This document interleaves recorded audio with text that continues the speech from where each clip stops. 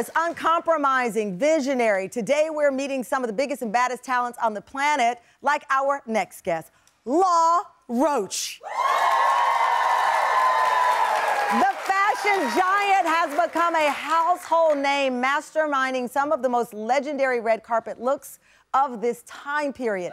Zendaya, Megan Thee Stallion, Celine Dion, Ariana Grande, just a few of the names that Law has transformed into living, breathing works of art. And now, the image architect is making headlines with his revealing new memoir. It's called How to Build a Fashion Icon. In it, Law shares the secrets of his approach so fans can live their most empowering and fashionable lives. Tam fam, please welcome back to our show, the one and only Law Roach!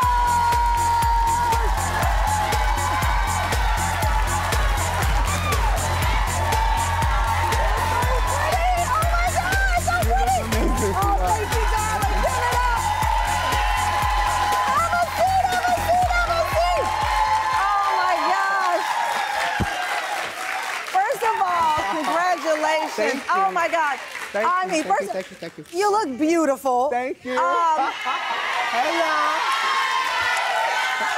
How to build a fashion icon. Notes on confidence. I got to tell you, you've been on our show before. Yes. I've followed your just enormous rise in this business. And the one thing that continues to stand out to me, your mom's little black dress. Yes. Yes. That's been a North Star for you. You talk about it in the book. Explain to our audience. Well, I like to call it the power piece. And for my mom, she knew exactly how that dress would make her feel. She knew exactly how she would look. And she wore it to every wedding, every funeral, every special occasion. But what it did was it automatically gave her a boost of confidence because she didn't have to think about it. It was black, ma'am. It's called a little black dress. She said, what color was it? It's a black dress. Yeah. But I love that story for so many reasons. Yeah. Because I said you are this meteoric superstar all around the world, international star. But at every superhero story is an origin story. Yes. And that beginning with your mom really touched my heart because that is the foundation, so to speak. Absolutely. Yes. And you talk about in the book how you have brought confidence out in those that you've styled. Yeah. When you meet someone for the first time, how do you assess that? Oh, wow. So I've been really grateful that my clients have said that I've helped them find confidence, whether it's in taking risk or just being more confident on the red carpet.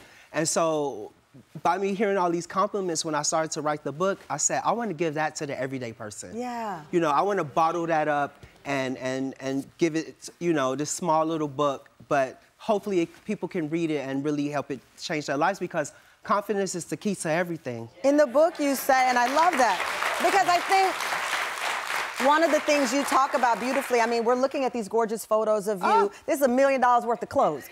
But you say you don't need that $1 million. You write in the book, your clothes are an extension of who they are, a vehicle through which they can channel their power, vision, and values. Yes. It is more than a fabric, a garment. Absolutely. It is, listen, you don't have to be a millionaire, you don't have to have access. Even some of the richest people in the world, you know, this are the tackiest people in the world. So it's more about finding and cultivating your style. Like I have on a mix of things. I thrifted this jacket. This is from Zara. This is, you know, a little bit more expensive. But, you know, and that's what it's about. It's not about, so money gives you access. It doesn't give you style. Yeah. It's true. It's true. And you talk about your relationship with Zendaya, which I think is so beautiful. And I know you've talked about it a lot. But to me, again, really what Trina said when she comforted K. Michelle, at the heart of every relationship is loyalty. Yes. You all didn't know how this was going to turn out. She was 14 at the time. Yes. You start working together. You don't know she's about to become the biggest star. You're about to become the biggest fashion star. But there was something about loyalty that was a common thread. I mean, it's going to make it, I'm going to cry like Trina. I mean, in my industry, with this client-stylist dynamic, you really don't see that often. No. And we've been together ever since that day I met her when she was 14.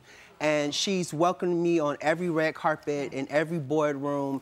And she's advocated for you in pay. I mean, your dedication of the book is written by her. And in it, she says... I dedicated it to her. You dedicated the book to her. Yeah. You say, she is my little sister, my muse, my closest collaborator, my biggest advocate. And the advocate part stood out. Because I will get on the soapbox. Let me put my notes down. Come on.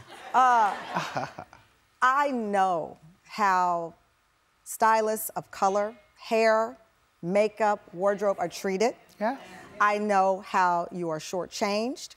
I know how you walk in a room and people instantly make assumptions when you say, I'm from Chicago, or I know that.